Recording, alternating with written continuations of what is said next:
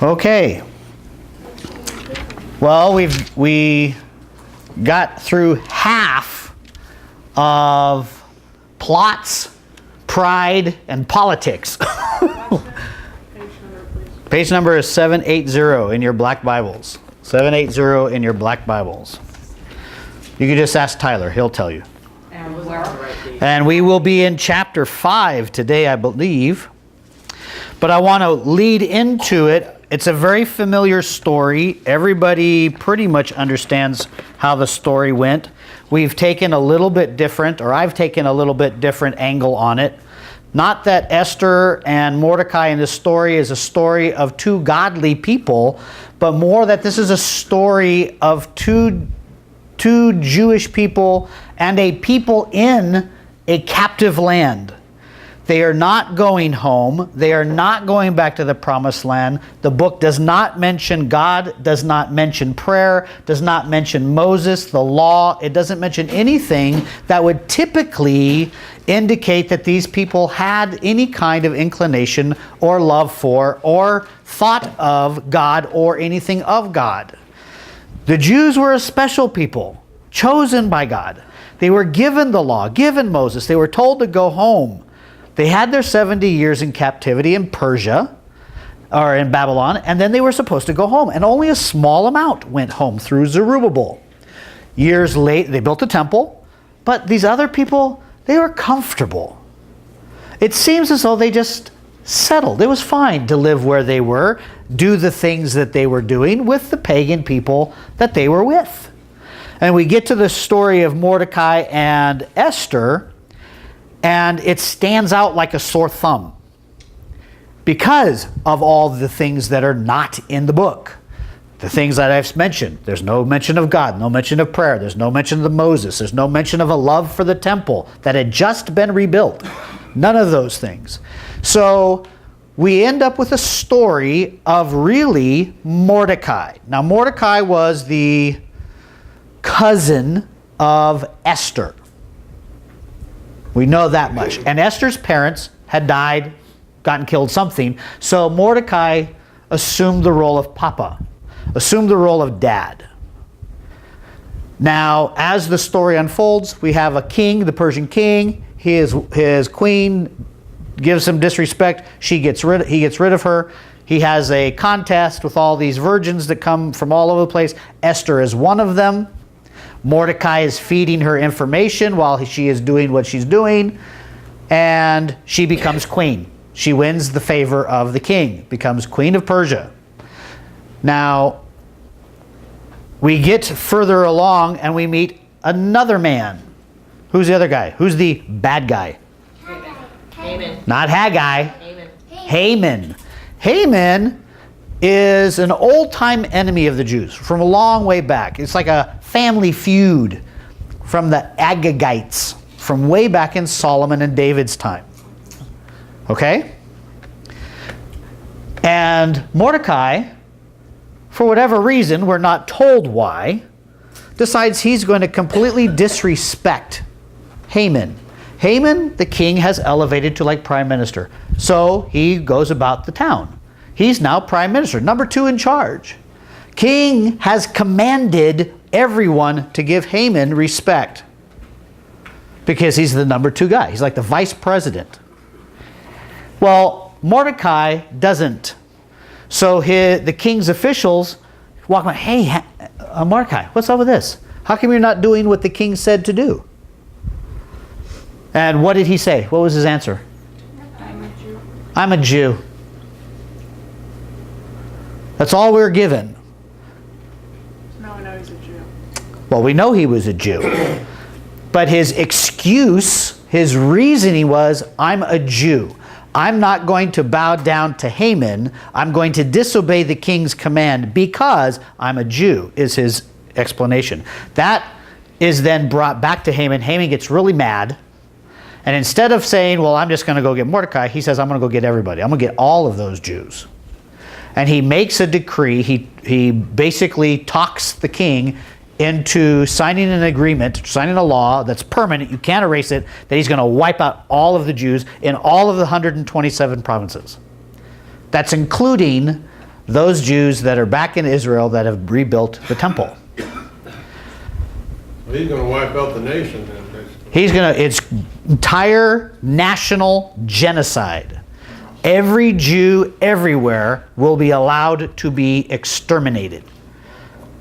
Yes, sir? Did the king actually know it was the Jewish people? No, he did not know it was the Jewish people. That's a good one. The king did not know.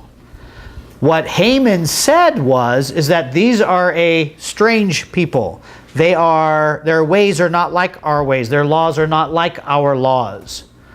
And he said, we ought to just get rid of them. If you just get rid of them, you won't have any problem with that. And he offered to pay to the treasury a certain amount of money to allow that. And the king said, go ahead. Didn't want to know anything about it. Just go ahead, do it. So he did it. Decree goes out. Mordecai finds out about it. And Mordecai throws ashes on his head, rips his clothes, puts on sackcloth, which is like potato sack, and goes around the city of Susa. Oh, we're doomed! Do whatever he said and cried and wailed and moaned and groaned, all the way up to the front of the king's gate. Now, who's inside the king's gate? Esther. And all of Esther's little servants. And Esther's servants, it disturbs Esther that she hears that there's this Mordecai guy out in the front area in sackcloth and just screaming bloody murder. So she says, go send him some clothes. Change him clothes, please. Give him some new clothes. Well, he turns it back, says no. So she sends another one out. Why? What's wrong? And he says, and gives her the decree, says this is what Haman has declared is going to happen. On the 13th day of the month of Adar, every person is allowed to beat up, kill, annihilate, crush every man, woman, child that's a Jew. For no other reason other than the decree says you may slaughter them, kill them, destroy them, annihilate them. All of them, male, women, children. And then whatever's theirs, you can take home for yourself. Sounds just like the Holocaust. It does sound like the Holocaust, doesn't it? It's very much like the Holocaust. And why? Because Mordecai would not obey the king. He wouldn't give Haman the honor, the respect that he's due, supposedly for his rank, because he's a Jew, supposedly. So there's this argument back and forth between Esther and Mordecai in chapter 4, which is where we left off. And Esther says, don't you know, I can't go in and talk to the king. Nobody goes to talk to the king unless the king, calls for them. If I go in there uncalled for, I could be killed. That's the law. The law says if the king doesn't call you, say, I want to talk to you. If he doesn't do that and you go in, you get killed. How does he deal with the troubles in the city? Doesn't someone have to come tell them? The troubles in the city, the daily business is handled through his servants. His servants have a special right to be in his presence, but not the queen, not your average person. Yes, ma'am. I know that the king is going to not do it to her. Right. The king is not going to kill her, but we don't know that, and Esther doesn't know that. So that's what she sends back to Mordecai. I can't do that because I might die. And what does Mordecai send back? If you will not tell him, you won't die.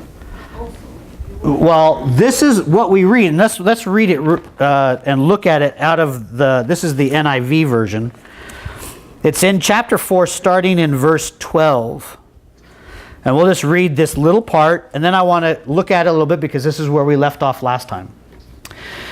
So chapter 4 in verse 12. When Esther's words were reported to Mordecai, he sent back this answer. Do not think that because you are in the king's house, you alone of all the Jews will escape. For if you remain silent at this time, relief and deliverance for the Jews will arise from another place. But you and your father's family will perish. And who knows but that you have come to royal position for such a time as this. If you read it that way, what he's saying is, if you remain silent, God is going to raise up relief, a rescuer, a deliverer from someplace else. But don't think you're going to escape just because you're in the palace. Don't think you're going to escape. Oh, no. You're going to get it. God's going to raise up a deliverer someplace else. But you and your father's family will die. Now, when He also said that, how do you know that you weren't put in this position for this very reason? Right. How do you know you weren't put in this position, in that position for this very occasion, this very moment? And I said, that really makes no sense. If you think about what he said, he's saying, all the Jews are going to be delivered except for you and your father's house. But her father's house is already dead. Yeah. There is no father's house in the literal sense if everybody else is saved. So what I said was, I said, verse 14 reads this way in most translations now. However, not all translations go that way. Some people believe that it should go this way. It's not a statement, it's a question. For if you remain silent at this time, from where will relief and deliverance for the Jews arise from another place? For you and your father's family will perish. We will all die. If you do not do this, where is deliverance going to come from? What other place? Perhaps this is why you are in the position you are in for such a time as this. So it puts a little bit different spin on it. It's not so much from the standpoint of he's putting a guilt trip on her and saying, you know, you're gonna die if you don't do anything, but we're gonna be okay. God will raise up a deliverer. There's no inference. There's no hint that God is involved. He's saying, you're the one in political position. Do it. Where else is there going to come relief? Who's going to rise up? If you're sitting right there in front of the king, you can't do it. So that's what the premise was. And we moved into chapter 5. Esther says, okay, I'll do it. Tell everybody fast 3 days, no drinking, no eating for 3 days. My maids and I, we will do the same thing. And then I'll go in and talk to the king. And if I die, I die. If I perish, I perish. That's right. If I perish, I will perish. Exactly. That's what perish means. It means to die. So we go, okay, we know at this point, going into chapter 5, that Esther is going to be, she's going to plan. She's got something in her head. She's told everybody to fast. Don't eat, don't drink. It doesn't say anything else about praying or anything like that there. Although they may have. We don't know. But she says, I'll go do this. So, let's read chapter 5. Okay? I would like to do it this way. I would like to read all of chapter 5 together so that everybody stays awake in this warm weather. And then we'll go back and we'll look at it and go from there, okay? So chapter 5, starting with verse 1. On the third day, Esther put on her royal robes and stood in the inner court of the palace in front of the king's hall. The king was sitting on his royal throne in the hall, facing the entrance. When he saw Queen Esther standing in the court, he was pleased with her and held out to her the golden scepter that was in his hand. So Esther approached and touched the tip of the scepter. Then the king asked, "What is it, Queen Esther? What is your request? Even up to half the kingdom it will be given you." "If it pleases the king," she replied Esther, "let the king, together with Haman, come today to a banquet I have prepared for him." "Bring Haman at once," the king said, "so that we may do what Esther asks." So the king and Haman went to the banquet Esther had prepared. As they were drinking wine, the king again asked Esther, Now what is your petition? It will be given you. And what is your request? Even up to half the kingdom, it will be granted. Esther replied, my petition and my request is this. If the king regards me with favor, and if it pleases the king to grant my petition and fulfill my request, let the king and Haman come tomorrow to the banquet. I will prepare for them. Then I will answer the king's question. Let's stop there for a minute. And let's just get the story. Here's the story. What's going on? Justin, tell me what happened. What are we doing? 3 days is up. The fast is finished. What does Esther do? Goes to the king. Goes to the king. Good answer, Justin. Yes, you did. Yes, she goes to the king and she stands in the outer court. She knows she can't go into the inside because if she does, if she goes directly into the king's presence, then if he is upset, she dies. Yes, sir. So what about the queen? If she approaches him, would he just? He could. Okay. Even if it was the queen that approached the king or came into his presence, came into his view without being told or without being called, then yes, the law was he could kill her.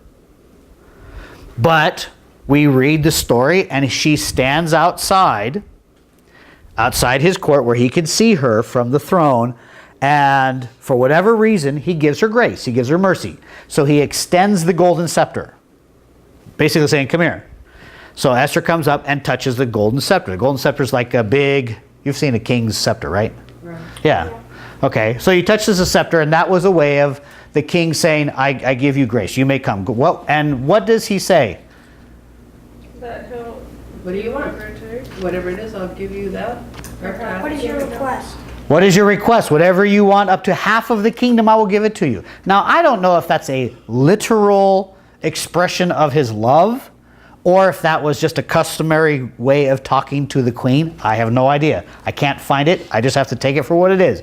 He must have really liked her for whatever reason. So he says, go ahead. Didn't she share already with him the kingdom? What? It's like, Well, not really. She didn't. She had no share of the kingdom.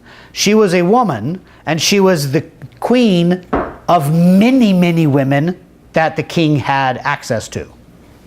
Yeah, but how would it be noticeable that she would be, having half of the kingdom if he would give? Oh, if he did give her half the kingdom, how would anybody know? Yeah. It's still in his control, really? Yeah. Well, who knows? You know. It may, like I said, It's the same way as Ahab and Jezebel dealt with it. Yeah, maybe. A lot of power. it may have just been an expression of you look so lovely. Instead of saying you look so lovely, you bless me enough, I will give you up to half my kingdom. I have no idea. But whatever it was, he granted her permission. So she comes in and she says, Haman has created this plan to kill all the Jews and all the people and me, and I would like you to stop it. I mean, that's what Mordecai wanted her to go do, was to go plead for mercy with the king. Did she do that? No. What did she do? What did she do, Tyler? Okay. Well, she wanted to do a petition instead. A petition? She had a suggestion. Yes. She says, would you please answer my petition? If you find favor with me, grant me my petition. What was her petition? What did she ask the king to do? She wanted to go to bring him and Haman to the banquet. To a banquet. She was going to have a party. Come to my house. Dinner party. Come to my and have a dinner party. I will prepare you a banquet. What I don't understand is why at that banquet then she asked for another banquet. Okay, we're going to get to that part. That's a very good question. Why? But remember, start counting now. Start counting now. Her purpose, according to Mordecai, is to go plead the case for the Jews, for her people. This was her first opportunity. She doesn't do it. Instead, she creates a dinner party. Some translations say a wine banquet. That's more likely what it was. Okay? Which means we're going to go have a drinking binge. That's right. Yes, sir. So, what if she was just trying to get on Haman's good side so he wouldn't kill him? Well, I thought Haman left because he saw Mordecai at the gate. Not yet. Not yet. Haman is thrilled. Wow, the queen invited just me, the king and me.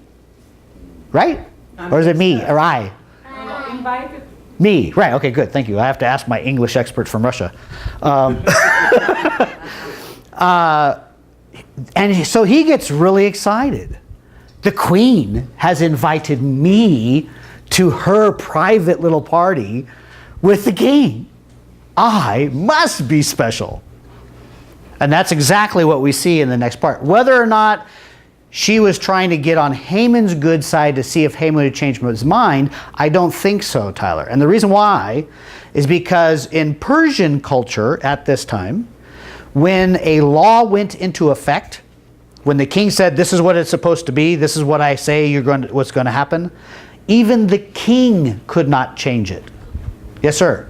What if, alright, so what if she just wanted to get vanquished in a good place that she's having fun in? Maybe. She might be trying to get him in a good place. What if the king made a law that kind of like crossed out a different law? He could not cross out a law. Well, what if he made like a different law that goes against that? Well, we're going to find out that that's what's going to happen, but it's not going to be the king who does it. It's going to be somebody else. But we'll see that. I think you're getting close. What this sounds like to me is that Esther's trying to finagle and politic. He's buttering up. He's trying to get the king and Haman in a position where, In a good mood. in a good mood or something. She's taking control. She's playing the politics now. But she doesn't have a plan. That's sort of how I look at it, and I'm putting that there, and I don't want to do that for you. What I'm saying is just keep your mind open. We don't know why she just didn't come out and say, King, Haman just passed this law. You didn't know about it, but it's to kill all the Jews, annihilate them completely, and I'm a Jewess. She has a plan. Yeah. We don't know. We don't know. You may think she has a plan, but we don't. But anyway, let's keep reading and find out. Female, she had a plan. She's female, she has a plan. I'll tell you what, you said that. Let me ask you that. Let me ask you a question. Because this is part of the point of today's lesson, okay? At what point does Esther stop planning and say, Lord, I don't know what you're doing, but I trust your plan. What is it that you want done? Where do we see that type of devotion to in this woman? No, we don't. It won't come out in this story. You'll never see this in this story. It may be there, but the fact that it's not there, I think, is the point. Let's keep reading, find out what happens. Starting in verse 9, and I'll read a little bit faster so we can go a little bit quicker. Verse 9 of chapter 5. Haman went out that day happy and in high spirits, but when he saw Mordecai at the king's gate and observed that he neither rose nor showed fear in his presence, he was filled with rage against Mordecai. Nevertheless, Haman restrained himself and went home. Calling together his friends and Zeresh, his wife, Haman boasted to them about his vast wealth, his many sons, and all the ways the king had honored him, and how he had elevated him above the other nobles and officials. And that's not all, Haman added. I'm the only person Queen Esther invited to accompany the king to the banquet she gave, and she has invited me along with the king tomorrow. But all this gives me no satisfaction as long as I see that Jew Mordecai sitting at the king's gate. His wife Zeresh and all his friends said to him, have a gallows built 75 feet tall, or 75 feet high, and ask the king in the morning to have Mordecai hanged on it. Then go with the king to the dinner and be happy. This suggestion delighted Haman, and he had the gallows built. Okay. This is such a warped story. What happened? The dinner party's over. Huh? Haman's bragging. He's strutting like a peacock. He thinks he's hot stuff. But there's a little thorn in his side. That Jew Mordecai, who's sitting at the gate, king's gate. You know, as long as that guy's around, I'm just not ever going to be happy. So he builds this big gallows. His friends say, it's an easy fix. You're the number 2 guy in the world right now. Do this big gallows. It's a hangman's place where you can hang somebody. Like in the West, Wild Wild West, you know, type of thing? Yeah. That's a gallows. So just build a really tall one, 75 feet tall. And, you know, go to the king tomorrow and say, King, can I kill Mordecai? So they're going to build this 75-foot gallows in a couple hours. It sounds like it. It sounds like it, yes. And you know what? They did it. They did it.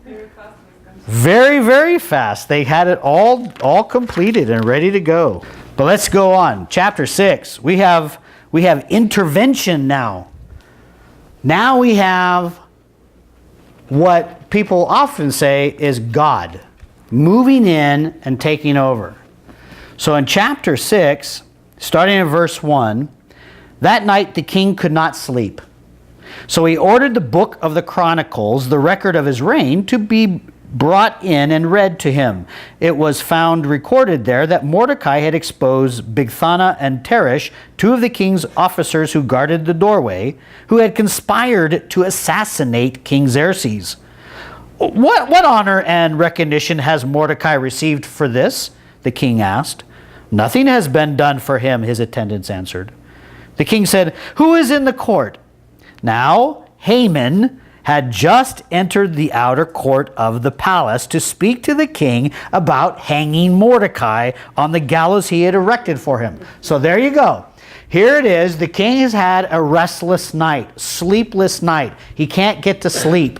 So he has the history books basically brought in to read. How many of you like history? On such and such a date, such and such did this, and such did this, and on such and such a date.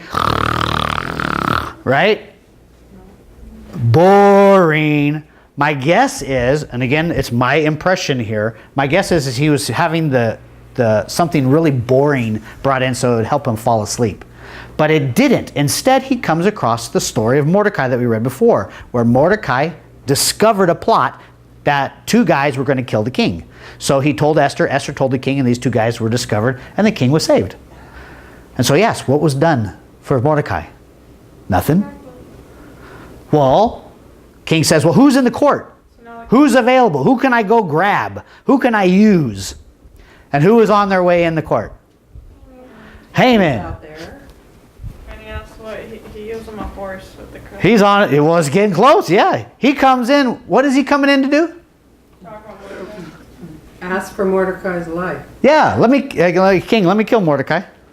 What does the king just want? When Mordecai comes up, what do you think the king's going to ask him to do? Yes. Excuse me. What do you think he's going to ask Haman to do? To get Mordecai for him. Probably go get Mordecai. I want to do something really nice for Mordecai. But Haman thinks it's him. Well, let's find out. You said Haman thinks it's him? That he is the one? Sir. I think the king's gonna think that Haman's trying to kill him because he's trying to get rid of Mordecai. Well, we'll find out. We don't know what's going to happen, but the intrigue, the plot gets thicker and thicker. Let's keep going. So they spot Haman. Haman's out. He's out in the outer court. So verse 5. His attendants answered, Haman is standing in the court. Bring him in, the king ordered. When Haman entered and the king asked him, what should be done for the man the king delights to honor? Now Haman thought to himself, well, who is there that the king should rather honor than me? So excited. So he answered the king, For the man the king delights to honor, have them bring a royal robe the king has worn, and a horse the king has ridden, one with a royal crest placed on its head. Then let the robe and horse be entrusted to one of the king's most noble princes. Let them robe the man the king delights to honor and lead him on the horse through the city streets, proclaiming before him, this is what is done for the man the king delights to honor. Go at once, the king commanded Haman. Get the robe and the horse and do just as you have suggested for Mordecai the Jew who sits at the king's gate. Do not neglect anything you have recommended. Haman's mad. Yeah, you think? You think maybe Haman's a little bit upset? He didn't even get out, can I kill Mordecai? He comes in and he thinks, he is so full of himself, he thinks that the king wants to honor him. So he puffs up this grand story of how he can get all this honor in public in front of everybody, have everybody notice how great Haman is. And he's not, is he? So the king says, wonderful. I love the idea. Go grab the robe, the horse, do everything that you said to Mordecai the Jew.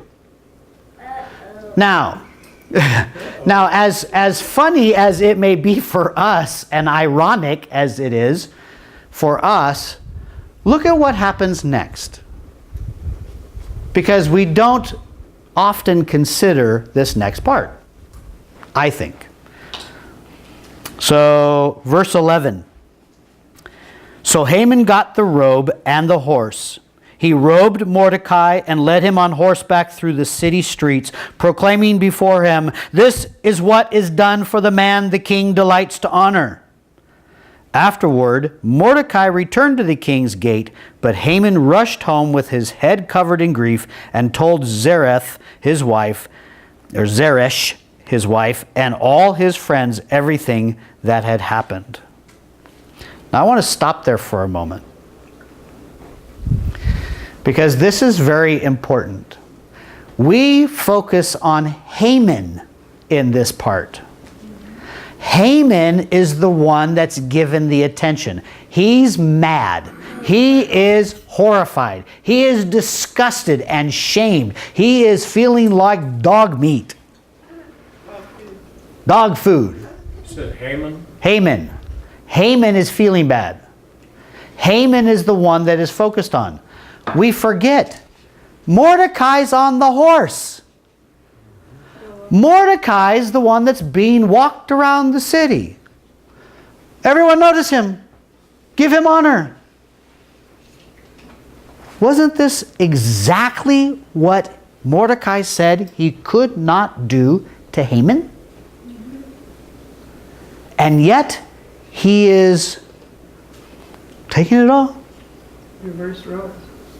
He has no problem being the one who is honored, but he doesn't want to give honor. Note something else. Mordecai was given a king's command to honor Haman. Mordecai said no. Haman said yes. So we have a really big reversal where Haman was given a position and the king's order was give him honor. Mind you, that was God's order too. We read that last time. I know, hang on. But Mordecai disobeys. He disobeys the king, he disobeys the Lord for not doing what the Lord said and giving respect to the officials in the area. When it comes time, and he says, because I'm a Jew, I can't do that, whatever his reason, whether it be because of the second commandment or whatever. But when the roles are reversed, Haman is the one that obeys the king and does what the king says to give honor to his enemy, I mean, he hated it. He did not like taking Mordecai around. He wanted to get permission to kill him, yet now he's giving him honor. And yet Mordecai is very willing to take it at this point. Very, very strange in my book. As I'm reading this, it hit me odd. Yes, sir? But does that mean that, you know how the queen was saying that she wanted all this done? Does that mean all the Jews are safe? Because Not yet. Not yet. This is just a dream for something Mordecai did a long time ago. The king just wanted to give him a little reward. You saved my life. I want to do something nice for Mordecai. Show him that this is the kind of behavior we want in our empire. Okay? So we still have this problem of the law. And so far, Are we okay? Yes?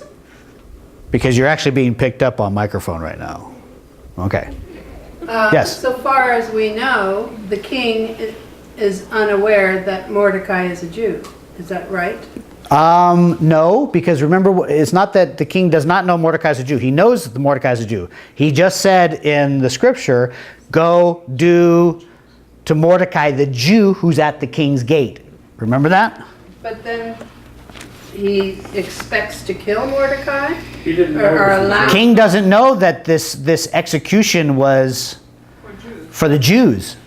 He had no clue. The Jewish okay, name was, that's it. the Jewish name was never brought up. The king allowed Haman to pass a law on a people, a group, but not a specific name. He doesn't know yet. Oh, Okay? okay. So, sleeplessness, this. Yes, ma'am. I read that Haman was hot in the sun. That he was hot in the sun. All the work. Oh, doing all the work? Yeah, probably. So, I wanted to bring up that contradiction, that hypocrisy that seems to pop up with Mordecai, because you don't have to turn there. I'll do it for you, but I want to remind us that Peter gives a similar warning. In 1 Peter chapter 2, starting in verse 11, Peter says, "Dear friends, I urge you as aliens and strangers in the world to abstain from sinful desires which war against your soul.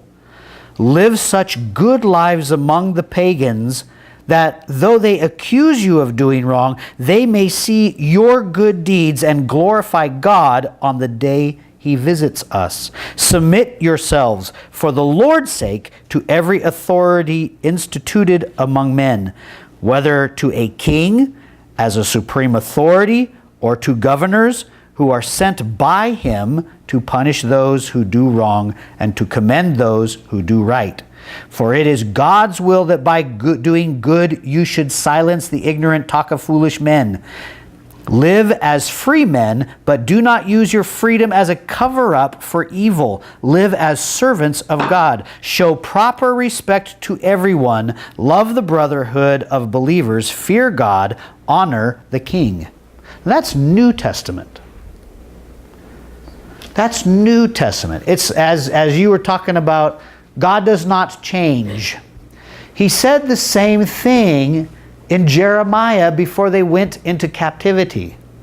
And he told them, honor and do well, do right for those who are captors, your people who have taken you over. Do well by them. Serve them well. Follow them. Mordecai throws this completely out. One other little thing. How many of you fathers would give your daughters away to a pagan king?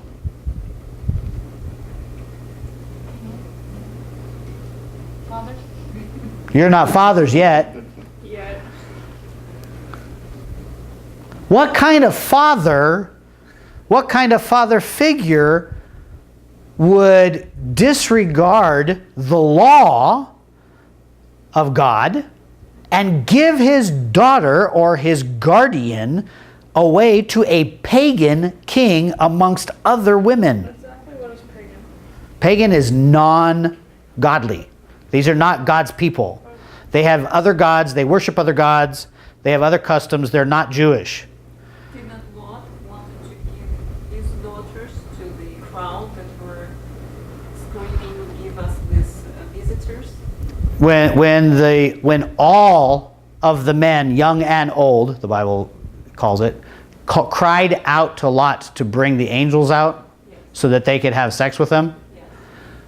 Lot did say, "Take my 2 virgin daughters." Yes. But we don't commend Lot for doing that. We don't say Lot was a really righteous guy for doing that. But what father would do that? Again, I can't find anything in Mordecai that gives me any warm fuzzies that he's a man who loves God or who considers God. He seems to me more of an opportunist. He likes to play with them. Playing politics, getting in a position of power. Well, we only have a little bit more to go for today.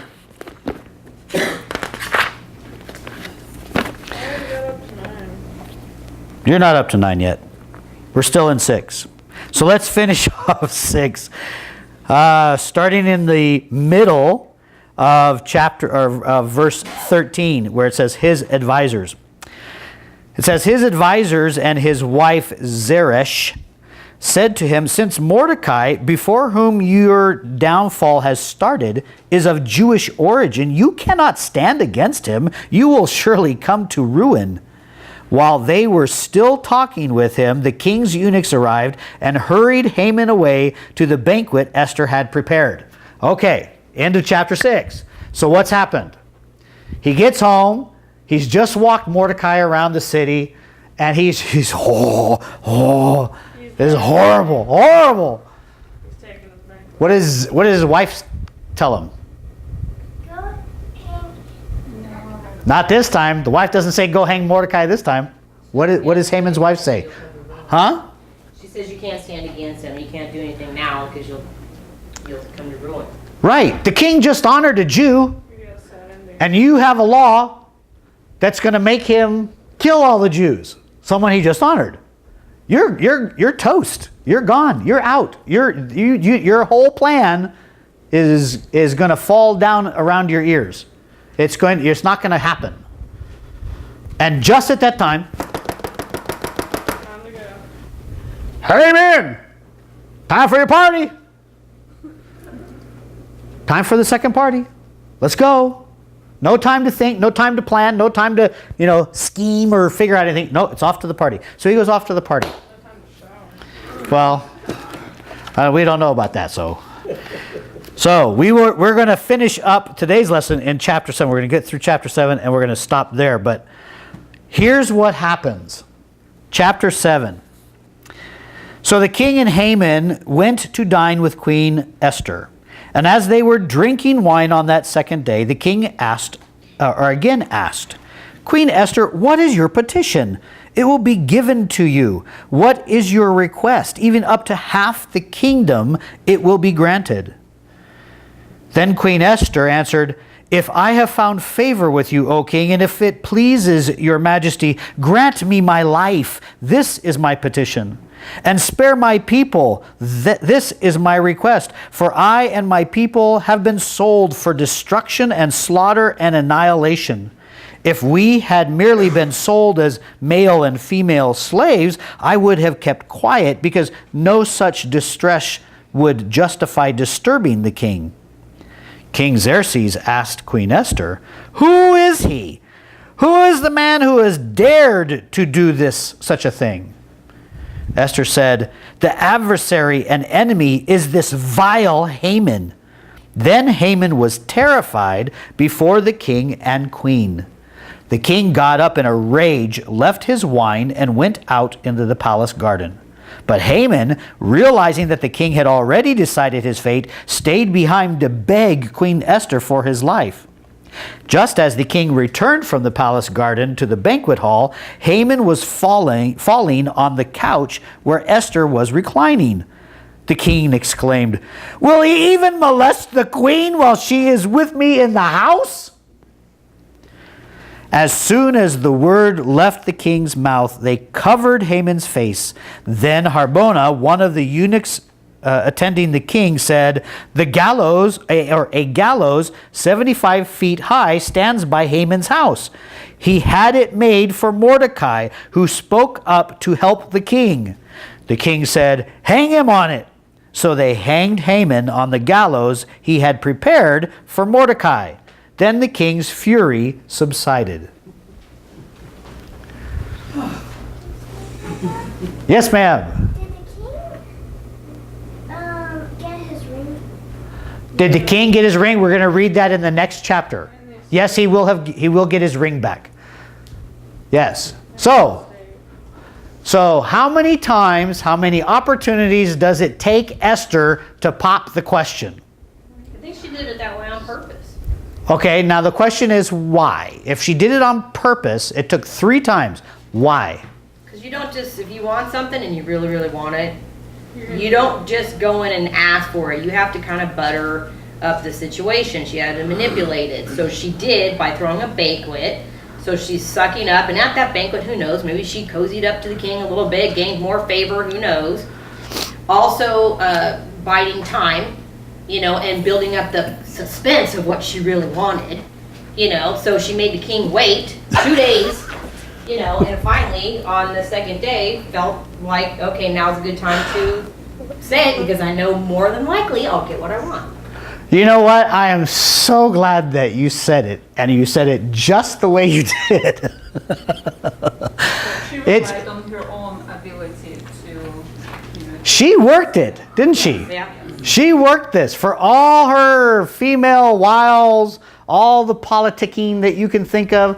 She was able to manipulate her environment and get to where she felt it was a good time to ask. My guess is, and this is just my guess, even if this wasn't the most opportune time, if the situation was not just right, she would have said, "Do it again." She would have worked the angles. She would have found some way to set up Haman and the king to receive the information just right so that she would get what she wanted. And even her questions, even her request. Yes, it was. It was manipulative. Oh, king. Yeah, you did the same thing. "Oh, king, give me but my life. That's all I want, my life and the life of my people." What? So what she was saying was, somebody has threatened to kill me. Your queen. Kissy kissy. Whatever. She worked it. She worked this big time. Well, did it work? Yeah. Yes. So Haman realizes that he's gone. He's out. He knows this is the final blow. So he knows the only thing he can do is plead, beg for Queen Esther to change her mind. Take it back. Save my life. Meanwhile, the king is enraged. He stepped out to the palace garden. Now, some people say, why did he do that? My guess is to go get Harbona. Where did Harbona come from? He probably went out there, had a conversation with Harbona. That's my guess. I don't know. If it was just a dinner party with Haman and the queen and the king, why would Harbona be around? He's a servant. Unless he's serving the dinner or something, maybe. Yeah. But he seems to know a whole lot about a whole lot. He knows about a 75-foot tall gallows that's hanging outside Haman's. I know what to do. Hang him on his own gallows. Who knows what's going on? But anyway, Haman gets hung. And what happens? Chapter 8, verses 1 and 2, and then we will stop. That same day, King Xerxes gave Queen Esther the estate of Haman, the enemy of the Jews. And Mordecai came into the presence of the king, for Esther had told how he was related to her. The king took off his signet ring, which he had reclaimed from Haman, and presented it to Mordecai. And Esther appointed him over Haman's estate. And that's where we're going to stop today. So, what do you walk away with? Yes, sir. Well, are you talking about, which person are you talking about? I'm asking you, what lesson do you learn? What truths do you learn about the story? Well, don't judge people by what they are. Okay. Girls do it. Don't judge people by what they may seem. Don't second judge them. Girl power, hoo-ah, right? Whatever. Women have power. Yes, sir. I saw your hand up. Pride goeth before a fall. Pride goeth before a fall. Okay. What else? Not in, yeah, that's very interesting. It's not in Mordecai's case. Haman may have had pride and he may have fallen, but Mordecai has just as much pride. He was just a better politician. That was what I was thinking. Yeah. Yes, Peter. Don't mess with Esther. Don't mess with Esther. Yes, sir. Well, another lesson from this is don't believe what they people say till you know what's going on. Don't believe something until you know it's for true. For sure. I'll give you one. Yes, sir. I'm wondering if Esther really cared about her people, or was she just looking out for herself? That's a very good question. Did she really care about her people? Did she really care about the Jews? Or was she more looking out for herself? I think part of last week's lesson, no, not last week's, the week before that, lesson when she said, well, I can't go into the king because if you're not called, I think that was her way of saying, I'm a Jew. It was using an excuse to get out of what she knew was right. And that's why Mordecai, I think, came back and gave her the harder punch. But I would agree. It's a very, very good question. It's also an interesting question. And it'll come up again, I think, later on. Yeah, but you can't really fault her for, I mean, you know, we're kind of being hard, in my opinion, on Esther and Mordecai at this particular point because we are not giving them the benefit of being human. Even if it were me, I think I probably would have said, I can't go in there, I'll be killed. Even though knowing it's human nature to try to protect yourself, and which is what she was trying to do. But in the end, she did the right thing. She did? Well, in my opinion, she did. I mean, even after, well, when he gave his speech saying, look, you're a Jew too, you're going to die as well. She realized, okay, well, I guess I better, do it. We can't assume they only thought about themselves. No, you cannot assume that they only thought about themselves. But here is my point. If I was going to say what lesson you want to take, hang on, I'll give it to you a second, okay? Here's my point. We assume too often that we can fix our own problems and go about manipulating those around us and our environment around us to best suit us with our own craftiness and our own wiles, instead of saying, Lord, I am sorry and repenting. That's when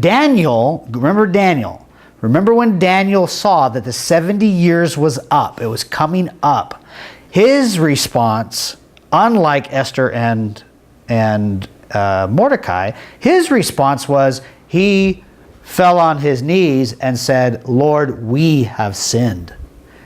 He knew it was time to go home. And yet his first response was repent, to say, please forgive us. Admit we have sinned. We have done something against you. And at the end of this, there are people that go home. They get back into the blessing of the Lord. But Esther and Mordecai don't, along with some other Jews that are out there too. It wasn't that they're the only ones. This, I think, is just a picture, a representation of those that stayed, that decided the things of God are not that important. We're just going to hack it out here. it's okay. I think when the Israelites came out of Egypt and they're in the middle of the desert and they're eating quail sometime and this manna stuff, and it's quail and manna and quail and manna and quail and manna and the rock water, quail, manna, rock water. Ugh. Oh, if we could just go back to Egypt and have an onion. Oh. That's the thought. That's the people's mind. I think when we get to the story of Esther, here, yes, she was a survivalist. She was a strong woman, basically. She had a very politically savvy cousin that was out there feeding her, giving her good information on how to work it and make it happen.